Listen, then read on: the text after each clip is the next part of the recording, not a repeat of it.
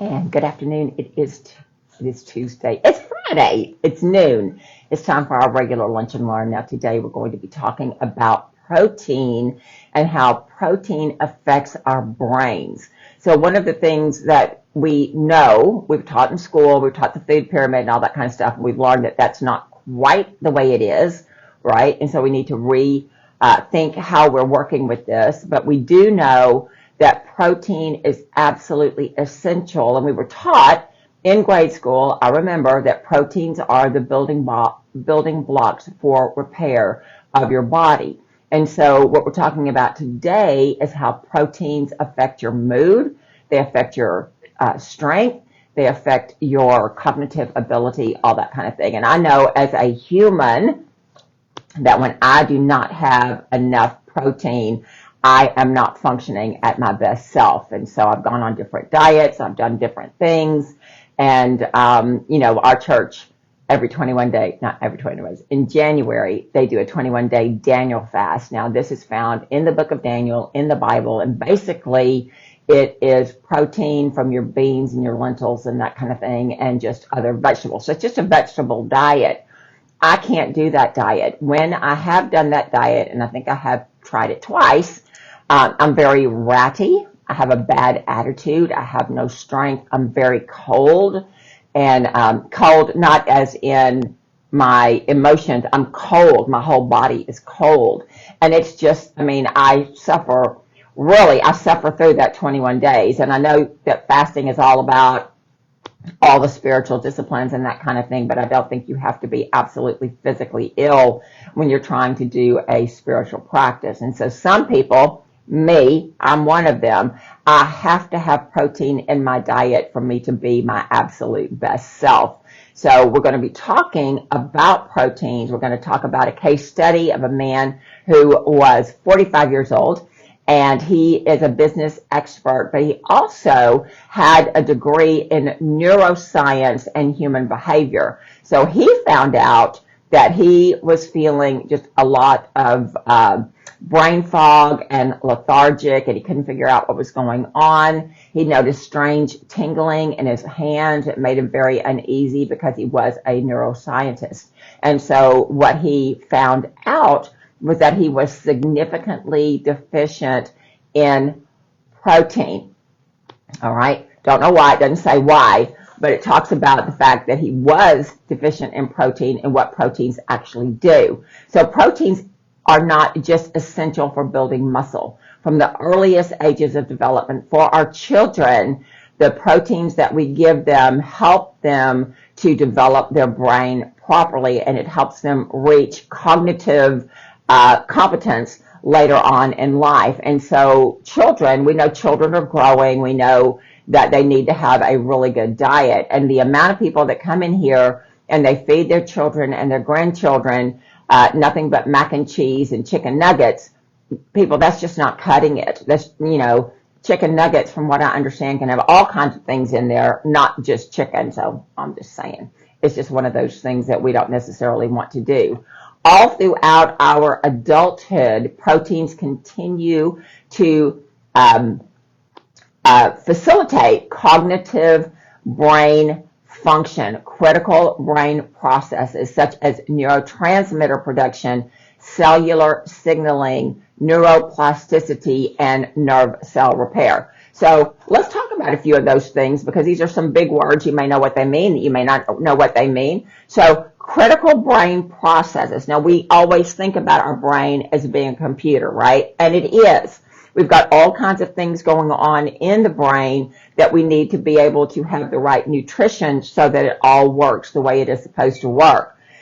Neuroplasticity is that the brain can grow new cells, the brain can change the way it's functioning so that it can function at a higher level. Neurotransmitter production, your neurotransmitters help you with your sleep, with your hormone production, all that kind of thing. And so if you don't have the right nutrition, your brain is just not going to work right. And then cellular signaling, That's everything that's going on with the human body. So whether you're taking up your nutrition, you're taking those nutrients, you're changing them into enzymes, you're changing them into different chemical messengers, your body needs to have that cellular signaling in order to be able to do that properly. Nerve cell repair. As people get older, they have nervous disorders. If you're a diabetic, you've got nervous disorders with neuropathy and different things. And so if you don't have the right proteins in your cells, then you're going to have issues with that. So you can have something called subclinical protein deficiency. That means it's not going to show up on a blood test. It's not going to show up on a nutrition test, but it will show up as slow thinking. It's going to show up as reduced attention span, poor working memory, slower processing speed, overall impaired cognitive performance. Now, these are signs called executive dysfunction. Now, this is according to Timothy Fry, who is a neuronutritionalist and the founder of the National Academy of Nutrition for the brain. Research shows that protein deficiency early in life can lead to lower levels of key brain chemicals. Eating enough protein, on the other hand, has been linked to lower risk of developing subjective cognitive decline later in life. Protein provides amino acids, which are the building blocks of the neurotransmitters such as serotonin and dopamine, and also the neuromodulators, which are chemicals that help your body do all the things that it needs to do. So a lot of us don't eat quality protein. As I said earlier, this girl has to have protein. And my preferred protein is beef. I'm just going to throw that out there, right? I feel my best when I have a steak dinner. I just do. It has to do with my blood work. It has to do with the way that my cells use that protein. And so there are other ways. I know people have philosophical issues against meat and that kind of thing, and I'm not going to fight with you about that. There are other ways to get the proteins in. So one of them, this is a product. It's called Amino Sport, all right, and it's got all 21 amino acids in it. All right, so this is a very good product. We do use this product, but the thing I don't like about this product is the directions say to take 3 capsules 2 to 4 times a day. That's a lot. That's a lot of pills just to get your amino acids, right? Now, if you want to do that, we've got that for you. I'm not going to do that because I'm going to eat my steak dinner, okay? So all 21 amino acids are in here. This protein, a lot of us do protein powder. This protein has all the branched amino acids that you need, and it's in obviously it's a protein powder. It's my favorite flavor, chocolate, okay? It's powered by natural sugar, so you're not getting a whole lot of extra sugar. It's called TRMe-Go, and this is a protein that has a lot of amino acids in it so that you can get, and it's 100% balanced. So the scientists, and I'm not a scientist in that way, the scientists have taken all the macros of the amino acids and they put them in the right ratio so you're not over getting something and under getting something. And so that's really important. I like the protein powder. I like the way that it tastes. I like what it does with my body, and I know that I'm getting enough protein. We used to think that 35 grams of protein per day was enough. Now we're understanding, the new research has come out to show that you gram of protein per pound of body weight. All right. So then I'm going to need that many grams of protein. That's a lot of protein. All right. And so when you're doing a protein powder like that, that's a whole lot easier for me than taking this several times a day. So just throwing that out there. For whatever that means to you, you've got to have that protein because you don't want to have declining cognitive function. So they are from your brain as well. You need protein. They help all of your signaling do what it needs to do. It allows for communication. It allows for physical movement. it helps you think, and it helps you manage your emotions. So what happens to old people? They quit moving, right? They quit thinking. They develop dementia. They have problems with their emotions. Okay, now I know this can be all over the spectrum here, but what is going on with older people? They're not eating properly, okay? So if they're not eating properly, what are they really gravitating towards? Well, they're gravitating towards the comfort foods. I know that my own mom, I love my mom, she's 87, and she is not wanting to eat the right kind of foods, and so we're kind of having some little issues with her because she's just wanting to eat what she wants to eat, which is no protein. So what are we seeing? Uncoordinated movements. We're seeing low cognitive processing, and we're seeing just a loss of executive function, and so we don't want to do that. So during digestion, your body breaks down the proteins into the amino acids, and research shows that the balance of these amino acids in our diet affect how well our neurotransmitters are produced and how they function. These are chemicals that regulate our mood, our motivation, our function, and our resilience to stress, according to Casey Shea, who is a functional diagnostic nutrition practitioner, neuronutritionist, and a certified health coach. She says when we don't get enough protein, we risk harming our cognition, mental health, both short and long-term brain comfort. Okay, so for example, the tryptophan, we all know tryptophan, we think about it at Thanksgiving because turkey has a lot of tryptophan in it. When we eat tryptophan, it makes us sleepy. That's why everybody falls asleep after Thanksgiving dinner, because of the tryptophan. Now, the tryptophan is a protein that helps us make serotonin, which regulates mood and sleep. That's why it works that way. Researchers conducting an online study involving 482 participants found that those who ate more tryptophan-rich foods felt less depressed. They performed better on tasks measuring their ability to understand others' emotions. So they're very much more sympathetic and empathetic. Tryptophan also supports the production of melatonin, which is a hormone that helps regulate the wake-sleep cycle and promotes restful sleep. Now, I know there's a whole lot of people out there who want to and do supplement with melatonin, and I am not one of those.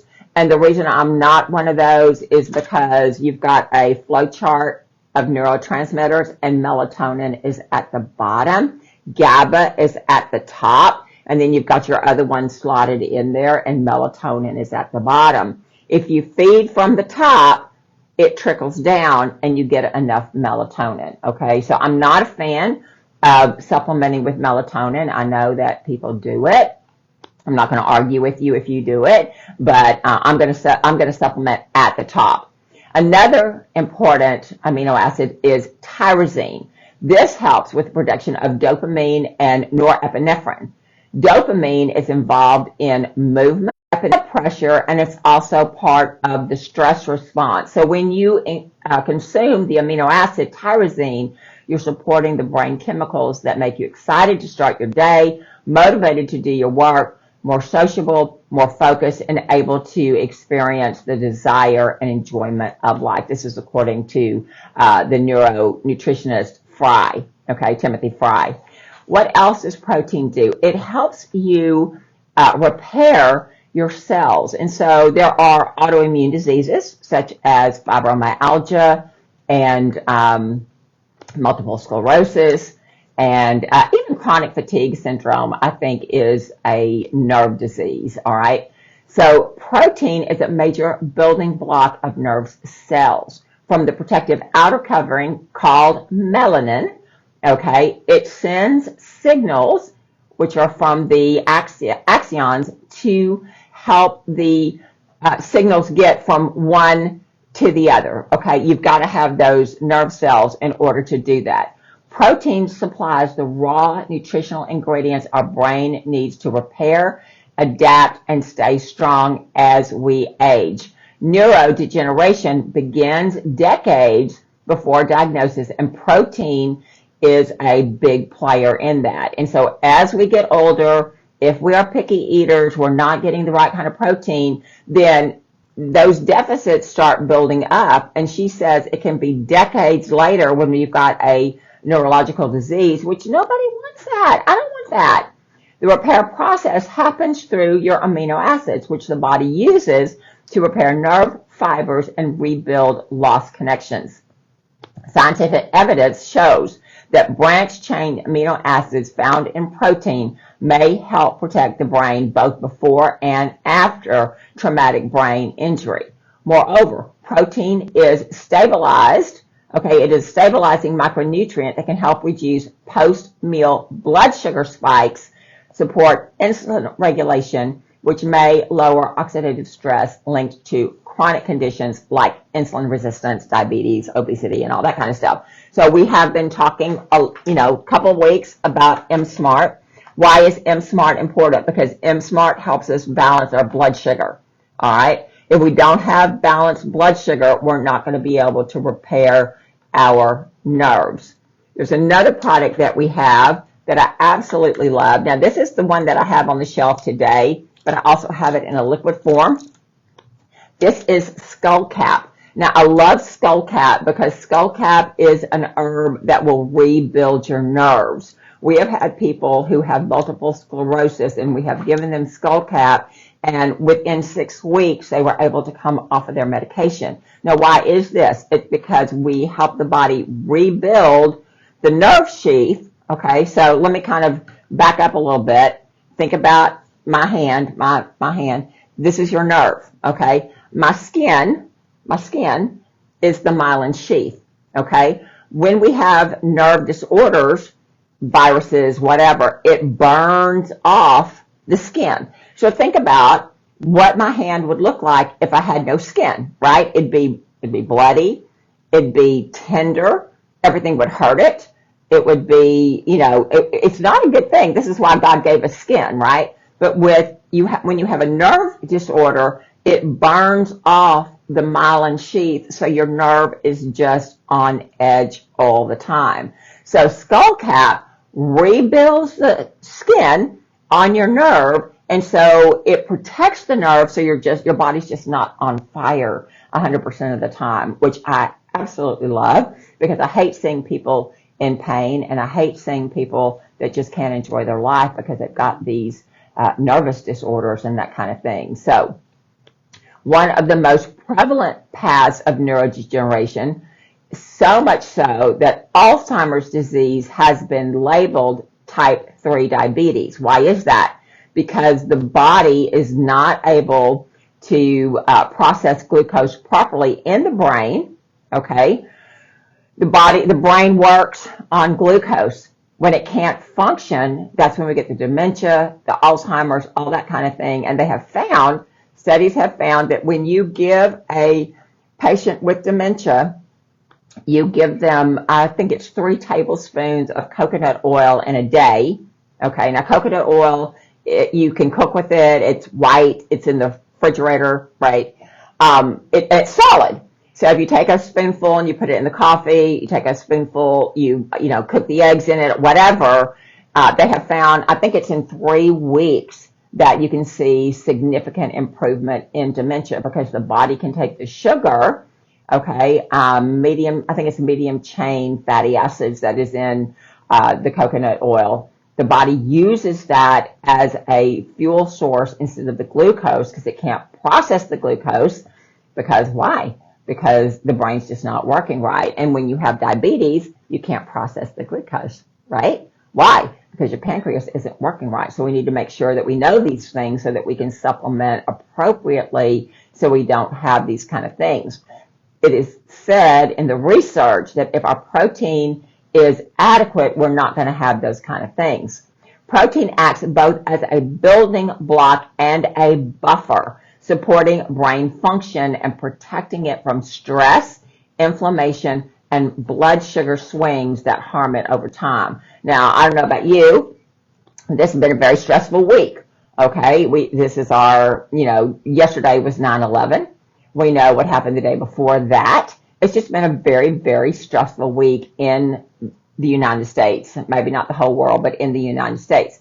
So if we do not have protein in our diet, if we don't have adequate protein, then we're not going to have what we need in our brain to buffer that stress. And we know that stress is an absolute killer, right? We know that. So we have to protect ourselves. And the way we do that is by making sure that we are nutritionally sound. This is another reason why I take these vitamins every day. Number one, they are micronized. I know there's a lot of them. I'm older.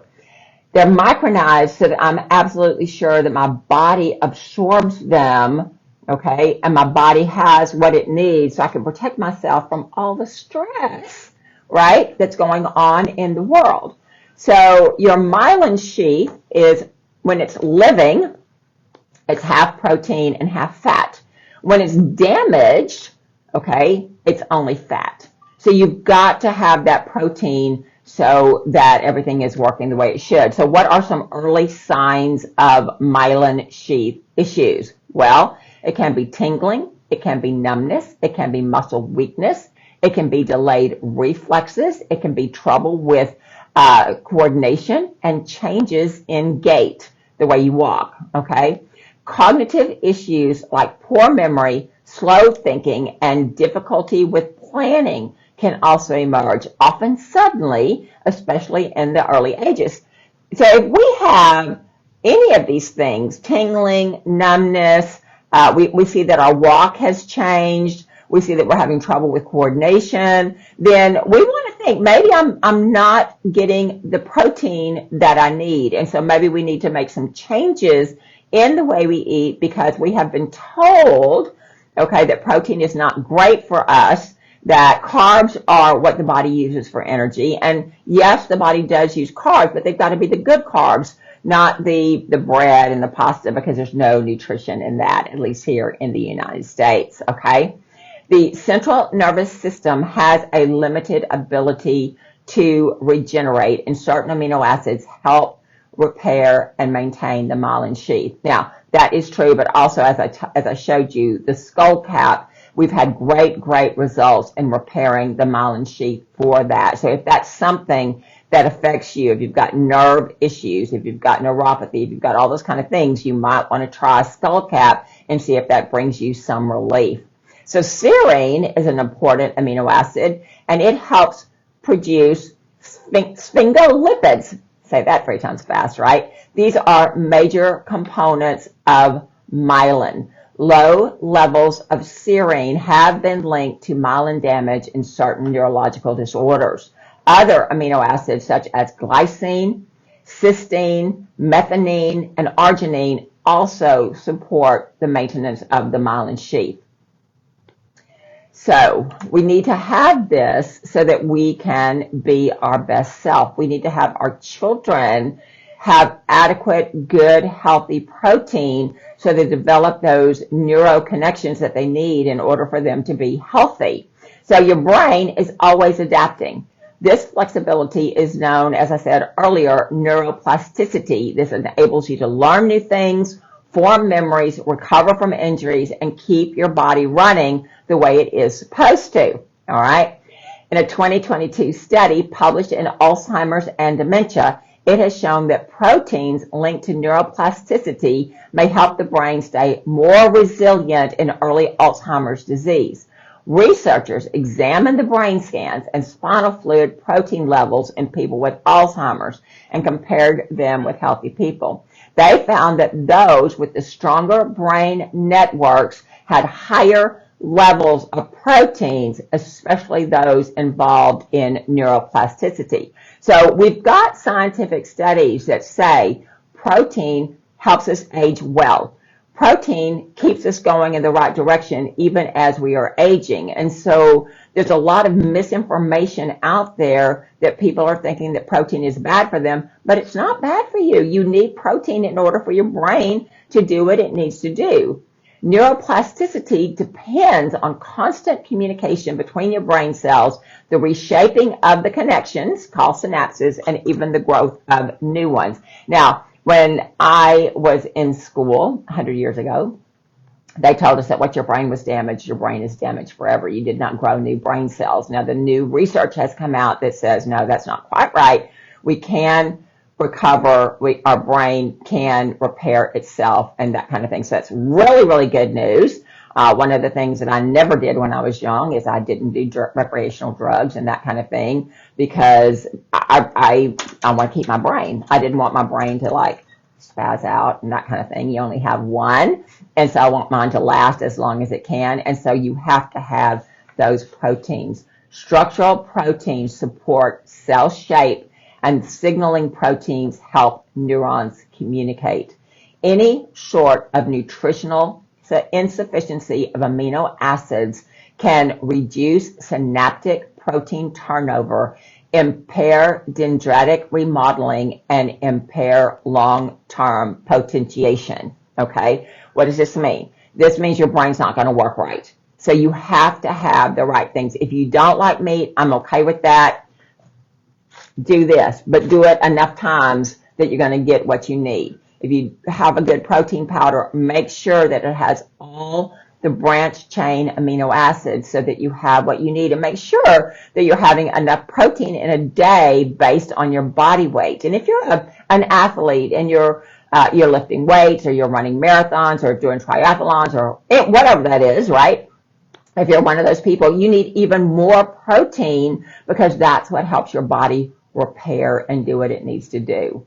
So we tend to think of mental illness as a psychological issue requiring a psychological approach, but it is both your mind and your body.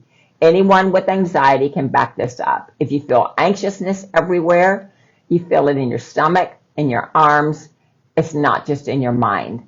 It is physiological in nature, requiring full physiological treatment. This is where nutrition is extremely valuable. Now, I will tell you, as a human, when I have anxiety, I get sick at my stomach.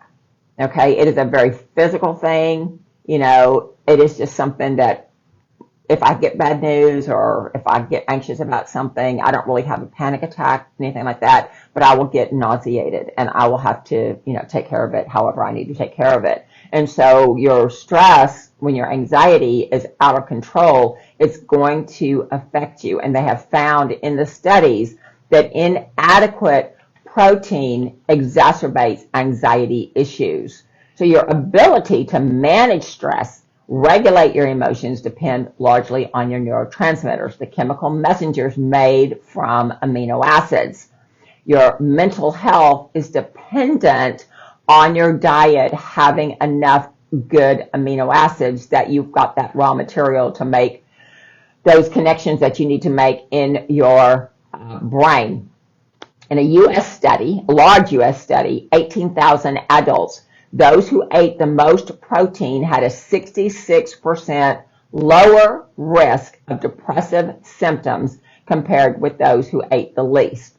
Protein from milk and dairy products was especially linked to fewer symptoms in people with moderate to high intake groups. Now, if you're going to do milk, I want you to do organic milk because organic milk does not have the hormones and the antibiotics, all right? Commercial milk has hormones and antibiotics, so it increases cancer. It increases MRSA, which is antibiotic-resistant bacteria, because you're getting antibiotics in your food, and so we don't want to do that. That's why we do organic, okay? We do organic. So we have found, the research shows that if you start improving the quantity of your protein, you will start seeing the intensity of depression and anxiety lessen. So this is really, really important for people who deal with anxiety and depression and even attention deficit disorder. It could just be a